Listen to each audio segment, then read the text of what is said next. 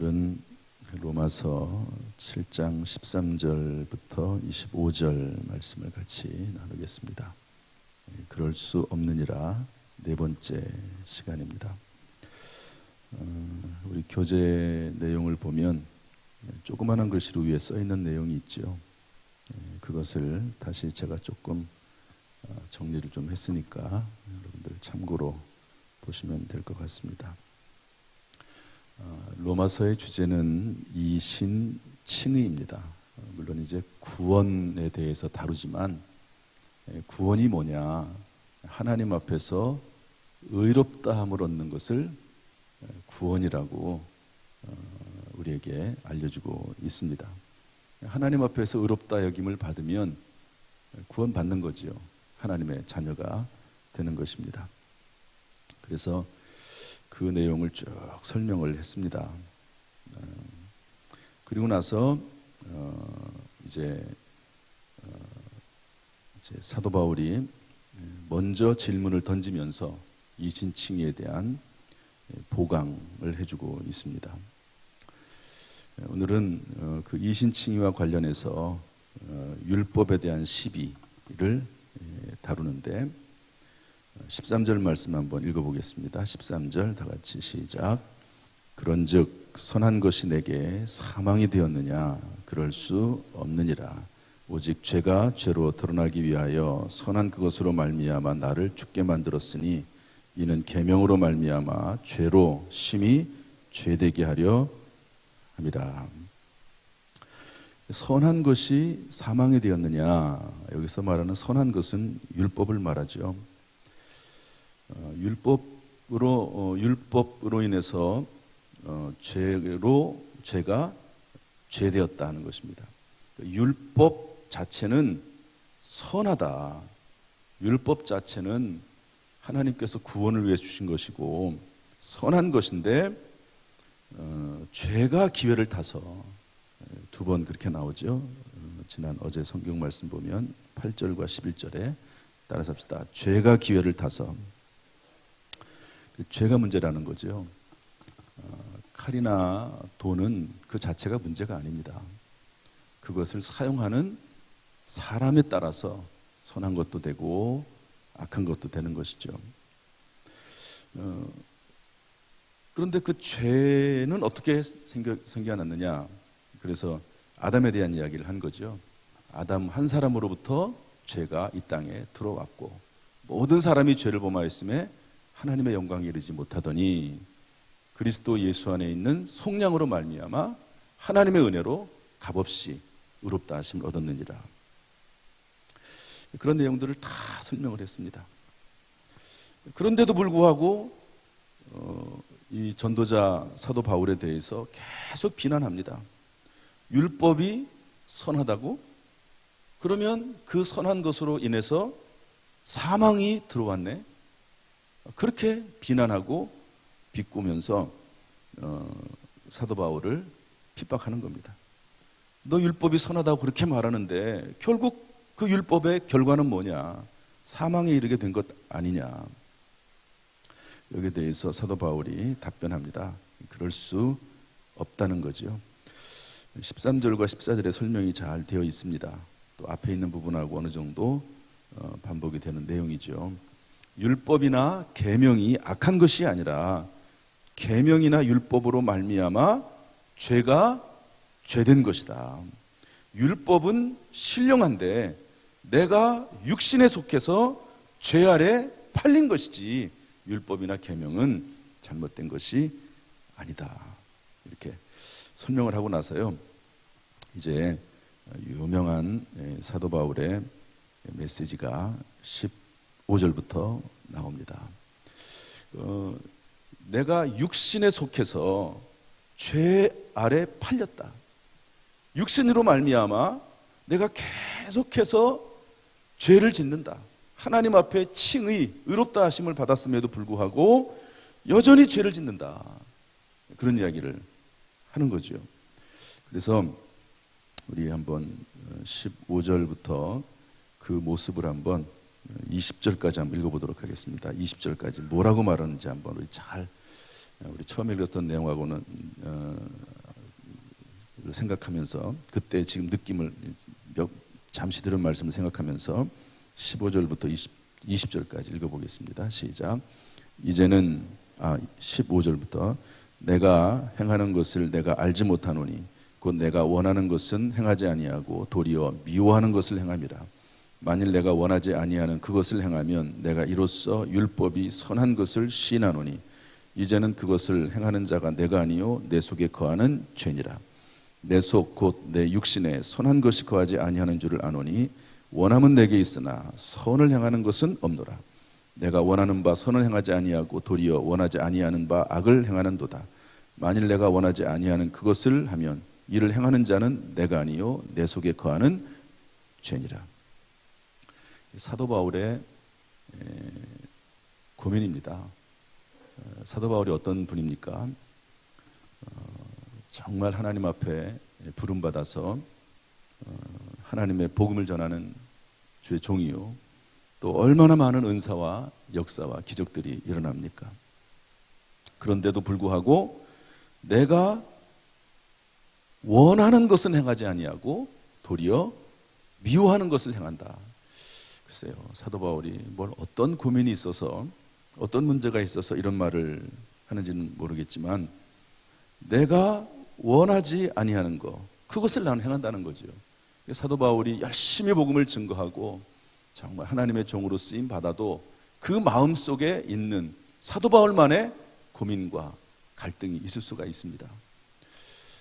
하나님께서 사도 바울이 기도할 때 사도 바울의 시력의 문제, 또는 주변에 사도 바울을 괴롭히는 가시의 문제 있을 수 있습니다.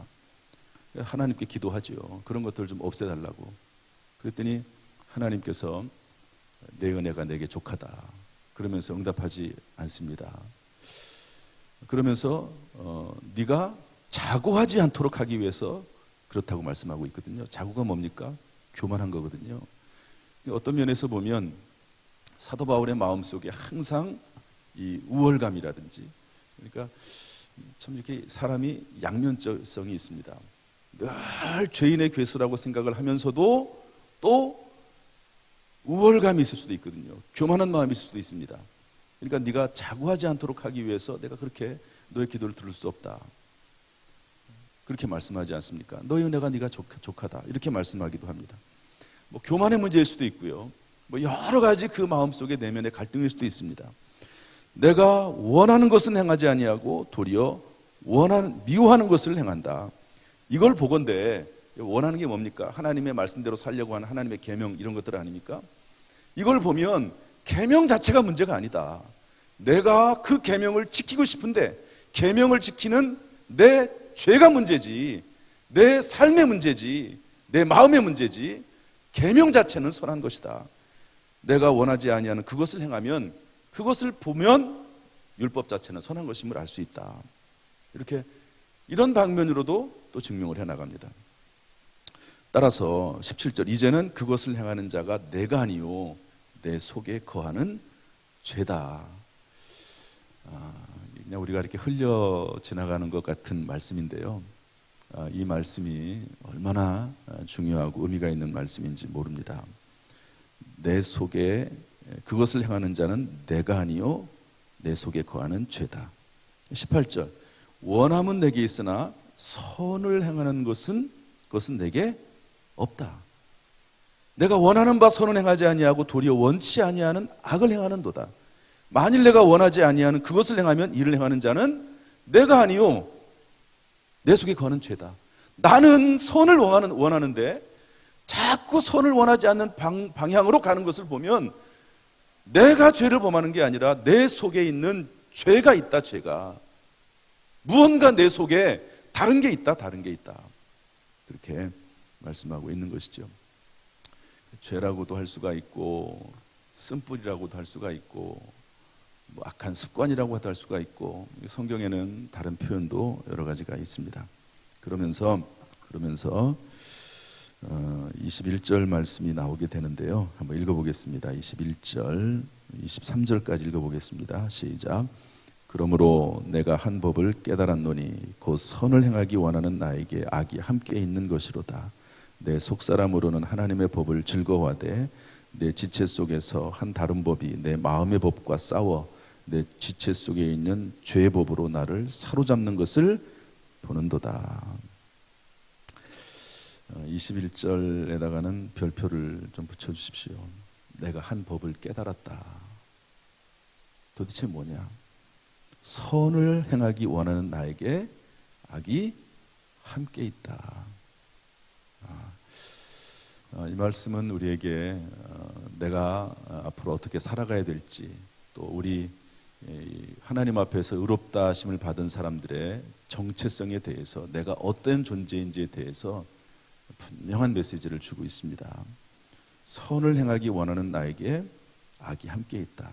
속사람으로는 하나님의 법을 즐거워하는데, 정말 하나님 뜻대로 살기를 원하는데 내 속에 또 다른 법, 죄의 법이 있어서 자꾸 나를 사로잡는 것을 보는도다. 사로잡는 게 뭐지요? 그 죄의 법에 내가 굴복한다는 거예요.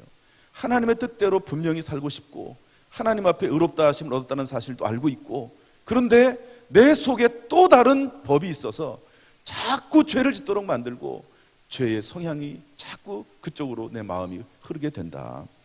죄 그 싸움에서 내가 자꾸 지게 된다. 그런 말씀입니다. 그러면서 이제 사도 바울의 절규가 나오죠. 24절 말씀 읽어보겠습니다. 24절 시작. 오라 나는 곤고한 사람이로다. 이 사망의 몸에서 누가 나를 건져내랴. 이것을 이제 현대인의 성경에서는 이렇게 해석을 했습니다. 아, 나는 얼마나 비참한 사람인가요? 누가 이 죽음의 몸에서 나를 구해내겠습니까? 사도 바울의 절규입니다.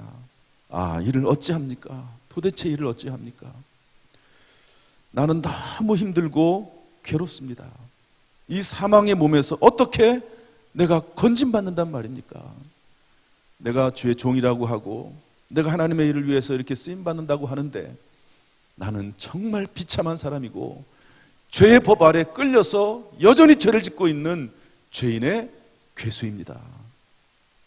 이렇게 고백을 하는 겁니다. 누가? 사도 바울이 그렇게 고백을 하는 거죠. 사도 바울의 마음이 느껴지십니까? 이 사도 바울의 고민이 여러분의 고민도 되십니까? 이런 고민들이 있는 것이 정상입니다. 우리의 삶은요, 은혜가 충만하면 충만할수록 조그만한 죄도 크게 보입니다. 성령이 충만하면 작은 죄도 너무 가슴 아파요. 그러니까 이런 마음을 또 가집니다. 성령 충만해도 이런 마음이 있을 수가 있습니다. 또 원래 죄를 많이 져도요, 죄가 많으니까 또 그럴 수 있습니다. 죄가 많이. 그러니까 성령이 충만하든 그렇지 않든 그리스도 예수 안에서 거듭난 사람은, 의롭게 된 사람은요, 이런 절규가 있을 수밖에 없고 어떤 면에서는 당연하다고 볼 수가 있습니다. 참 괴롭죠. 다른 사람들은, 세상 사람들은 정말 못된 짓을 하는데도 불구하고 죄책감이 없어요. 그런데 예수 믿는 사람들은, 특별히 성령 충만한 사람일수록 자그마한 죄에도 죄책감이 있습니다. 죄책감이 있어요. 왜 내가 하나님의 뜻대로 좀 더 완벽하게 살지를 못할까? 내가 왜 하나님을 더 기쁘시게 하지 못할까? 하는 그런 아픔이 있는 것이죠. 그런데 이렇게 24절까지 말씀을 하고 나서 25절 그리고 8장의 내용이 우리에게 희망이 되고요, 클라이맥스가 됩니다. 이 8장은 그래서 어떤 교회에서는 암송하게 합니다. 이 8장이 이 로마서가 전부 16장까지 되어 있는데 이 8장이 클라이막스입니다. 이렇게 1장부터 시작해가지고 막 이렇게 올라와요. 막 끌어올립니다. 그러고 나서 이 8장에 가가지고 클라이맥스로 메시지를 딱 선포하고 그 다음에는 이제 또 메시지를 이어나가는 것을 볼 수가 있습니다. 우리 25절 말씀 읽어보겠습니다. 25절 다 같이 시작. 우리 주 예수 그리스도로 말미암아 하나님께 감사하리로다. 그런즉 내 자신이 마음으로는 하나님의 법을, 육신으로는 죄의 법을 섬기노라. 도대체 뭐가 감사합니까? 지금 바로 전에만 해도, 24절만 해도 나는 비참한 사람이다, 곤고한 사람이다, 너무 힘들고 괴롭다, 이 죽음의 몸에서 어떻게 내가 건진받을 수 있단 말인가. 방금 전까지만 해도 그렇게 얘기를 했습니다. 그런데 곧바로 25절에 뭐라고 말합니까? 우리 주 예수 그리스도로 말미암아 하나님께 감사하리로다. 이게 뭘까요 도대체? 무슨 말일까요? 사도 바울이 무슨 말을 하려고 지금 이렇게 극단적으로 올라갔다가 비참하다고 얘기하면서 또 감사하다고 얘기를 할까요? 그 이유는 그럼에도 불구하고 의롭다 하신다 하는 것을 말하는 겁니다. 지금 칭의에 대한 이야기, 이신칭의를 얘기하는 거거든요. 내가 그렇게 감정이 격하고 그리고 비참한 사람이고 죄인의 괴수고 그럼에도 불구하고 하나님의 사랑에서 끊을 수가 없다. 이게 로마서 8장 맨 끝에 나오는 내용입니다. 하나님의 사랑은 변함이 없다. 하나님께서 나를 그럼에도 불구하고 의롭다고 여겨주신다. 하나님께 감사하리로다. 이렇게 사도 바울이 절규 중에서 감사하고 외치는 겁니다. 여러분, 우리가 얼마나 하나님 앞에 죄송한 게 많습니까? 그러나 그럼에도 불구하고 예수 그리스도의 속량으로 말미암아 하나님의 은혜로 값없이 의롭다 하심 받은 줄로 믿습니다. 그러니까 그것 때문에 감사해요. 그런즉 내 자신이, 그런즉은 어떻게 보면 나름대로 지금까지의 8장 7장까지의 결론입니다. 그런즉 이제 이신칭이 받은 사람의 모습이죠. 마음으로는 하나님의 법을, 육신으로는 죄의 법을 섬긴다. 의롭다 하심을 받았음에도 불구하고 마음으로는 하나님의 법을, 육신으로는 죄의 법을 섬기는 것이 당연하다. 여러분, 이것을 아는 것과 모르는 것은 상당한 차이가 있습니다. 하나님, 내가 예수 믿었는데도, 의롭다 하심 인정하심을 받았는데도 왜 여전히 저는 죄악 가운데 있습니까? 내가 구원받지 않은 것 아닙니까? 하나님, 내가 정말 하나님께 버림받은 것 아닙니까? 그게 아니라는 거예요. 여전히 그 안에 있는 죄의 법이 있고 쓴뿌리가 있고 악한 영 사탄 마귀가 우리를 괴롭히기 때문에 내가 의롭다 하심을 받았음에도 불구하고 여전히 나는 마음으로는 하나님의 법을 섬기지만 육신으로는 죄의 법을 섬기는 부족한 인생이다, 연약한 죄인이다 하는 것을 사도 바울이 우리에게 알려주는 겁니다. 이것은 상당히 중요한 겁니다. 이것을 아는 것과 모르는 것은 달라요. 여러분, 저와 여러분은 예수 그리스도의 속량으로 말미암아 하나님의 은혜로 값없이 의롭다 하심을 얻은 줄로 믿습니다. 그러나 그럼에도 불구하고 여전히 부족하고 연약하다는 것도 인정하면서 살아야 됩니다. 하나님 나라에 들어갈 때까지 우리가 육체, 여기서 말하는 이 지체라고 하는 말과 몸이라고 하는 말은 육체를 말합니다. 육체, 몸을 입고 입었다는 거예요. 살덩어리, 이런 것들이 있고 이것으로 말미암아 연약하죠. 여러분, 이 새벽에 나올 때 피곤한 몸을 가지고 이끌어 나옵니다. 또 이 육체를 먹고 살게 하기 위해서 돈을 벌어야 되고요. 돈을 벌다 보면 때때로 무리한 일을 하기도 하고 그러면서 악한 생각을 하기도 하고 끊임없이 내 속에서 죄의 생각들이 나오게 되고 또 실제로 죄를 범하기도 하고 이러면서 살아가는 모습이 있을 수밖에 없다. 그것이 우리가 구원받았음에도 불구하고 나타나는 우리의 모습이다. 사도 바울을 적나라하게 그것을 표현하고 있는 겁니다. 물론 이것이 끝은 아닙니다. 8장에서 이것을 조금 더 전개해 나가는 거죠. 예수님께서 제자들에게 이렇게 말씀하십니다. 겟세마네 동산에서 예수님은 기도하는데 제자들은 잠들고 있으니까 마음에는 시험에 들지 않게 깨어있어 기도하라 그러면서 마음에는 원이로되 뭐가 약하다고요? 육신이 약하다. 오늘도 아마 육신이 약해서 여기 못 나오신 분들도 있을지도 몰라요. 마음은 원이로되 육신이 약하다. 베드로는 어땠습니까? 예수님에 대해서 예수님이 십자가 지시기 전에 다른 모든 사람들은 주님을 버릴지라도 나는 주님을 결코 버리지 않겠습니다. 그렇게 해놓고 어떻게 합니까? 예수님을 3번 부인하고 그리고 심지어는 저주까지 하지 않습니까? 이게 우리들의 모습이라는 겁니다. 그래서 디모데전서 1장 15절에 보면 사도 바울이 내가 죄인 중에 괴수다라고 하는 이 말이 구원받기 전에 하는 말이 아니고 구원받은 이후에 하는 말입니다. 내가 죄인 중에 괴수다. 그래서 사실 우리는 이런 연약한 마음으로 살아가는 거죠. 매일매일 아침마다 밤마다 기도하면서 은혜 아니면 살 수가 없습니다. 천부의 의지 없어서 손들고 옵니다.